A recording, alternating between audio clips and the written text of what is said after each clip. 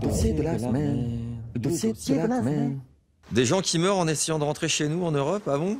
Il y a des sujets comme ça, on croit qu'on s'en fout, puis en fait, quand on écoute un peu attentivement, on se rend compte que c'est pas possible, qu'on peut pas s'en foutre. C'est sûr que les immigrés qui meurent aux frontières, c'est pas aussi émouvant qu'une émission où il y aurait une famille qui n'aurait plus de maison et où tout un village se mobiliserait pour l'aider parce que le père a eu un accident du travail, que la fille est handicapée, puis il n'y a plus d'électricité, tout ça. Ça, on aime bien, c'est du local, on s'identifie. Mais les immigrés qui meurent aux frontières, bon, je vous invite quand même à faire le vide et à juste écouter tranquillement ce qui va suivre. Explication. Pour échapper au scanner rétinien et rester incognito, le héros de Minority Report se faisait greffer de nouveaux yeux. L'histoire se passait en 2054. Le tiers des réfugiés qui se cachent aujourd'hui à Calais préfèrent pour les mêmes raisons brûler leurs doigts au fer rouge avec des clous chauffés à blanc, des rasoirs ou du papier de verre. Leur rêve est en effet de pouvoir gagner le Royaume-Uni. Or, ils ont été fichés en Grèce ou en Italie et pourraient dès lors y être reconduits. Depuis 2003, l'Union européenne a en effet décidé de ficher les empreintes digitales de tous les étrangers en situation irrégulière, âgés de 14 ans au moins. Ce fichage biométrique des étrangers, que la France a depuis décidé d'élargir à l'ensemble des demandeurs d'asile, n'est qu'un tout petit aspect de l'impressionnant arsenal technologique déployé en Europe pour contrôler les flux migratoires.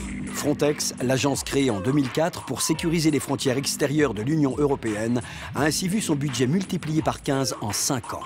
Un record en ces temps de crise, sachant qu'il est aussi 9 fois plus important que celui du Bureau européen, chargé non pas de refouler les réfugiés, mais d'harmoniser leurs demandes de droit d'asile.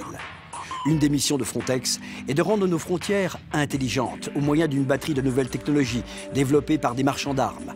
Caméras de vidéosurveillance thermique, détecteurs de chaleur et de mouvement, systèmes de drones, etc.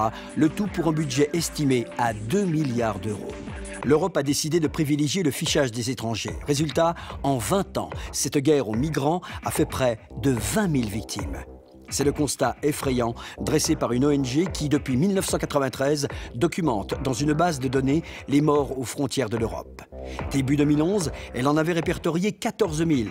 Printemps arabe aidant, le nombre de victimes serait passé à 18 000, soit 4 000 morts de plus en 2 ans.